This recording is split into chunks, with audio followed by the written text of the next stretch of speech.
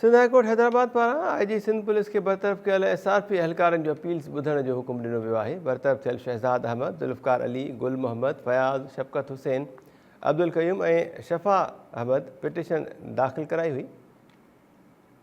दरख़्वास्त गुज़ारनि मूजिबि 2012 दौरान भर्ती कयो वियो ऐं 2016 में बिना शोकाज़ जे नौकरियुनि तां बरतरफ़ कयो वियो हो।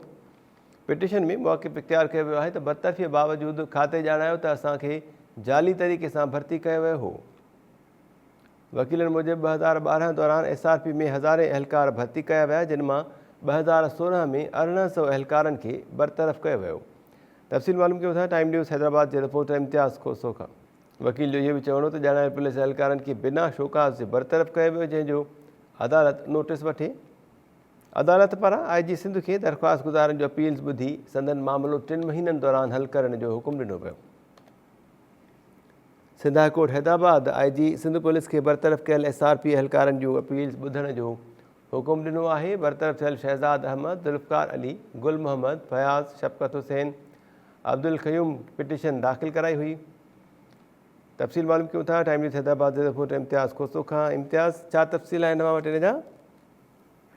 बिल्कुल Mehtab, Sindh high court circuit bench IG Sindh police के बरतरफ़ कयल SRP एहलकारनि जूं अपीलूं ॿुधण जो हुकुम ॾेई छॾियो आहे। 2016 ईस्वी दौरान बरतरफ़ SRP जे एहलकारनि शहज़ाद अहमद, ज़ुल्फ़कार अली, गुल मोहम्मद, फयाज़ अली, शफ़क़त हुसैन, अब्दुल क़यूम ऐं शफ़ा अहमद वकील रियाज़ अली शेख मरफत बहाली लाइ पिटीशन दाख़िल कराई हुई, जंहिंमें इन्हनि मौक़िफ़ इख़्तियार कयो त 2016 ईस्वी दौरान इन्हनि खे भर्ती कयो वियो ऐं 2016 ईस्वी में बिना शोकाज़ जे नौकरियुनि तां बरतरफ़ कयो वियो आहे। इन्हनि जो इहो बि चवणो हो त बरतरफ़ी बाबति खाते ॼाणायो त उन्हनि खे जाली तरीक़े सां भर्ती कयो वियो आहे। इन ते अॼु ॿुधणी थी हुई। जस्टिस ख़ादिम हुसैन चुनियो ऐं जस्टिस सैयद यूसुफ अली ते मुश्तमिल डिवीज़न बेंच कई। उन दौरान वकील पारां आगाही ॾिनी हुई त सिंध पुलिस 2012 ईस्वी दौरान SRP में हज़ारे एहलकार भर्ती कया, जिन मां 2016 ईस्वी में 1800 एहलकारनि खे बरतरफ़ कयो वियो। वकील इहो बि ॿुधायो अदालत खे दरख़्वास्त गुज़ारनि बरतरफ़ी ख़िलाफ़ शुरूआती तौरु लाॻापियल ज़िलनि जे SSPs ऐं DIGs वटि वधायो हो, पर इन्हनि जो को तदारुक न आहे थियो। उन खां पोइ ई